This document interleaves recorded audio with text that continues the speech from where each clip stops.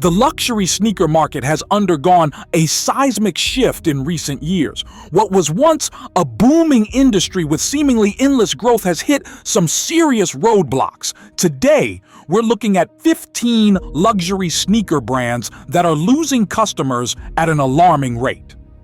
The landscape has changed dramatically since the pandemic, with shifting consumer preferences, economic uncertainties, and the rise of new competitors all playing a role in this decline. Let's start with the elephant in the room: Balenciaga. Once the darling of the luxury sneaker world, Balenciaga has seen its popularity plummet in recent months. The brand that gave us the Triple S and the Speed trainer shoes that defined an era of luxury streetwear is now struggling to maintain its relevance. Sales have reportedly dropped by over 20% in the last year alone. The controversy surrounding their advertising campaign in late 2022 certainly didn't help matters, but the issues run deeper. The brand's designs have become increasingly outlandish, moving away from the wearable luxury that initially attracted customers. Their prices continue to climb while the perceived value has diminished. A pair of Balenciaga sneakers can now cost upwards of $1,200, a price point that's becoming harder to justify for many consumers who are becoming more value-conscious in today's economic climate. Next up is Gucci. Under Alessandro Michele creative direction, Gucci experienced a renaissance that propelled it to the forefront of luxury fashion.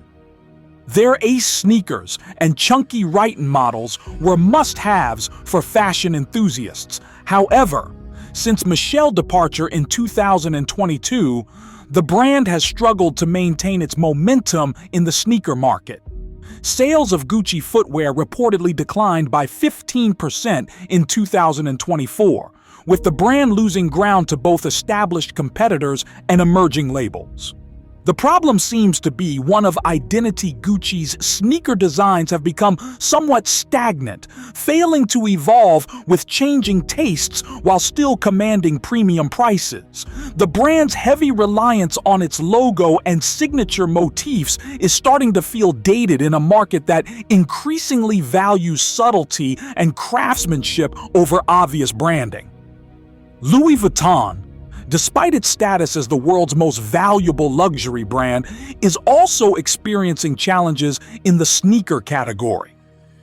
The passing of Virgil Abloh, who revolutionized the brand's approach to streetwear and sneakers, left a significant void. While LV's overall business remains strong, its sneaker division has seen declining interest, particularly among younger consumers who were drawn to Abloh's innovative designs. The LV trainer, once a grail item for sneakerheads, has lost some of its luster, with resale values dropping significantly. The brand's attempt to maintain relevance with collaborations hasn't quite captured the magic of the Abloh era, and customers are increasingly looking elsewhere for their luxury sneaker fix. Prada, known for its minimalist approach to luxury, is another brand facing declining sneaker sales. They're America's Cup sneaker, a staple since the late 1990s, and more recent models like the Cloud Bust have seen waning interest. Prada's sneaker offerings, while beautifully crafted, have failed to create the same cultural impact as some of their competitors. The brand's focus on understated luxury doesn't always translate well in a sneaker market often driven by bold designs and hype. Additionally, Prada's price points, typically starting around $850 for a basic sneaker, are increasingly being questioned by consumers who can find similar aesthetic qualities in more affordable alternatives. Versace's sneaker division is also struggling to maintain relevance. The Italian house, known for its bold, Baroque-inspired designs, has failed to create a signature sneaker that resonates with today's market. Their Chain Reaction sneaker had a moment of popularity but quickly faded from the spotlight. Versace's sneaker offerings often feel disconnected from current trends, either too flashy or not distinctive enough to justify their premium pricing. The brand's sneaker sales have reportedly declined by over 25% in the past year, a concerning trend for a house that's trying to appeal to younger luxury consumers. Alexander McQueen's oversized sneaker was once ubiquitous in the luxury sneaker space. The clean white design with an exaggerated sole became something of a uniform for the fashion conscious. However, the brand has struggled to move beyond this one successful model. As the chunky sneaker trend has begun to wane, so too has interest in McQueen's footwear offerings. The brand hasn't successfully introduced a follow-up hit, and the oversized sneaker, while still selling, no longer commands the same premium in the resale market. This over-reliance on a single design has left the brand vulnerable as tastes evolve. Valentino's Garavani sneaker line, particularly the rock stud and open models, is another casualty of changing preferences. The brand's sneakers, which often incorporate their signature studs and bold branding, have seen declining sales as consumers move away from overtly branded luxury items. Valentino's sneaker designs haven't evolved significantly in recent years, and the brand has struggled to capture the attention of the streetwear community that drives much of the luxury sneaker market. With prices starting at around $700 and climbing well above $1,000, consumers are increasingly questioning the value proposition of Valentino's offerings. Givenchy, under Matthew Williams' creative direction, attempted to establish itself as a serious player in the luxury sneaker market with models like the Spectre and TK360. However, these designs failed to achieve the cultural impact the brand was hoping for. Givenchy's sneaker sales have reportedly declined by over 30% in the past year, one of the steepest drops in the luxury sector. The brand's footwear often feels caught between traditional luxury aesthetics and streetwear influences, not fully committing to either direction. This lack of a clear identity has made it difficult for Givenchy to establish a loyal customer base for its sneaker offerings. Fendi's sneaker division is another area where we're seeing significant customer loss. Despite attempts to create distinctive designs with models like the Flow and the Fendi Mania, the brand hasn't managed to create the same level of desire for its footwear as it has for its bags and ready-to-wear collections. Fendi's sneakers often feel like an afterthought rather than a core part of the brand's identity. With prices comparable to other luxury houses, but without the same cultural cachet in the sneaker world, Fendi is struggling to justify its position in this competitive market. Burberry's sneaker offerings have also seen declining interest. The British heritage brand, which has undergone several creative transitions in recent years, has failed to establish a consistent sneaker identity. Models like the Arthur and the Union have had moments of popularity, but haven't become staples in the luxury sneaker conversation. Burberry's footwear sales have reportedly declined by around 18% in the past year, reflecting the brand's struggle to connect with sneaker enthusiasts. The brand's traditional check pattern, while iconic in other categories, hasn't translated effectively to contemporary sneaker designs. Dior, despite the massive success of its Air Jordan collaboration in 2020, has struggled to maintain momentum in its mainline sneaker offerings. The B23 and B27 models, while initially popular, have seen declining interest as the market becomes saturated with similar designs. Dior's sneaker pricing, which starts around $1,000 and can exceed $1,500, is increasingly being questioned by consumers who can find comparable quality and design at lower price points. The brand's heavy reliance on its monogram pattern across its sneaker line has also begun to feel repetitive, failing to offer the innovation that today's consumers expect. Balmain, under Olivier Rousting's direction, made a strong push into the luxury sneaker market with models like the Be Bold and Unicorn. However, the brand's distinctive aesthetic often featuring bold colors, heavy embellishments, and chunky silhouettes, has fallen out of favor as tastes shift toward more understated designs. Balmain sneaker sales have reportedly declined by over 20% in the past year, with the brand struggling to attract new customers to its footwear offerings.